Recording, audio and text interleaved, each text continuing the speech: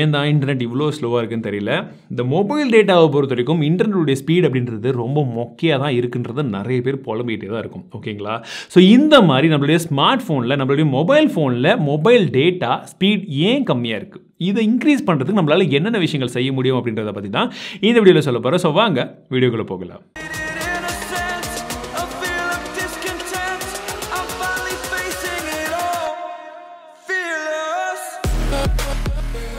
So இந்த வீடியோவில் எதனால் இன்டர்நெட் ஸ்பீட் ஸ்லோவாக இருக்குன்றது மட்டும் கிடையாதுங்க, அதை இன்க்ரீஸ் பண்ணுறதுக்கான சான்ஸ் எதில் இருக்குன்றத பற்றியும் சொல்ல போகிறேன். ஸோ நீங்கள் பார்க்குறது மட்டும் கிடையாது, உங்கள் நண்பர்களுக்கும் இந்த வீடியோ மறக்காமல் ஷேர் பண்ணி விடுங்க.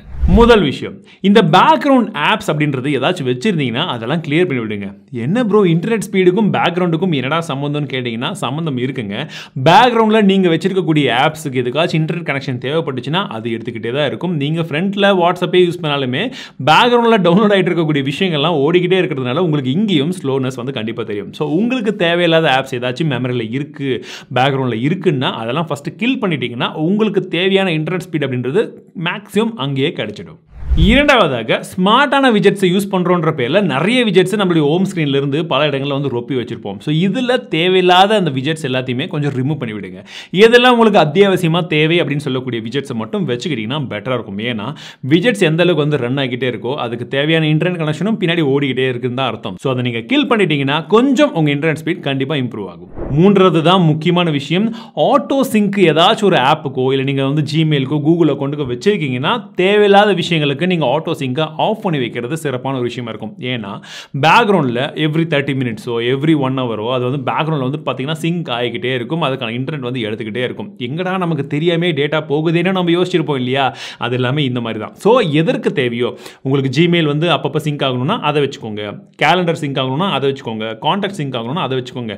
மற்றபடி இருக்கிறது எல்லாத்தையுமே எதுக்கு வேணும் அதெல்லாம் வந்து அன்சிங்க் பண்ணிட்டீங்கன்னா பிரச்சனையே இருக்காது. உங்களுக்கு தேவையான ஸ்பீடும் கிடைக்கும், அட் த சேம் டைம் உங்கள் டேட்டாவும் சேவ் ஆகும். அடுத்த விஷயம் கொஞ்சம் வினோதமாக இருந்தாலும் ட்ரை பண்ணி பார்க்கும்போது ஒரு சில பேருக்கு ஒர்க்காக இருக்கும். நீங்கள் உங்கள் வீட்டில் தான் அதிகமாக இன்டர்நெட் யூஸ் பண்ணுறீங்கன்னா எந்தெந்த லொக்கேஷனில் இன்டர்நெட் எவ்வளோ ஸ்பீடு வருதுன்றதை ஒரு தடவை செக் பண்ணிக்கோங்க. இப்போ நான் ஆஃபீஸில் இந்த ரூமில் உட்காந்தா எனக்கு ஸ்பீடு வருதா, இல்லை பக்கத்து ரூமில் உட்காந்தா ஸ்பீடு வருதா, இல்லை ஹாலில் உட்காந்தா ஸ்பீடு வருதான்றதை நான் வச்சு செக் பண்ணிட்டேன்னா எனக்கு நெட்டு ஸ்லோவாக இருக்குன்னு நான் ஃபீல் பண்ணேன்னா அந்த இடத்துல போய்ட்டு நான் நெட் வந்து ஓகே ஸ்பீடை இன்க்ரீஸ் பண்ண முடியாட்டியும் வர்ற ஸ்பீடை வந்து கிராஸ் பண்ணுறதுக்கு எந்த இடத்துக்கு போனால் எனக்கு கரெக்டாக வரும்ன்றது தெரியும், நான் வாங்கிக்க முடியும். ஸோ அந்த மாதிரி உங்கள் வீட்டுக்குள்ளே எந்த இடத்துல இன்டர்நெட் ஸ்பீட் நல்லா இருக்குன்னு பாருங்கள்.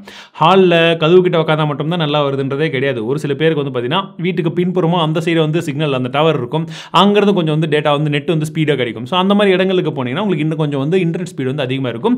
ஆனால் அது எந்த லொக்கேஷன்ன்றதை நீங்கள் தான் டெஸ்ட் பண்ணிக்கணும். அடுத்ததாக முடிஞ்ச வரைக்கும் நீங்கள் ப்ரௌஸ் பண்ணும்போது உங்களுக்கு இன்டர்நெட் ஸ்லோவாக இருக்குன்னு தோணுச்சுன்னா நீங்கள் பிரேவ் ப்ரௌசர் போன்ற ஒரு சில ப்ரௌசர்ஸ் இருக்குது. இது எல்லாமே என்ன பண்ணணும்னு பார்த்தீங்கன்னா ஆட்ஸை கட் பண்ணும்.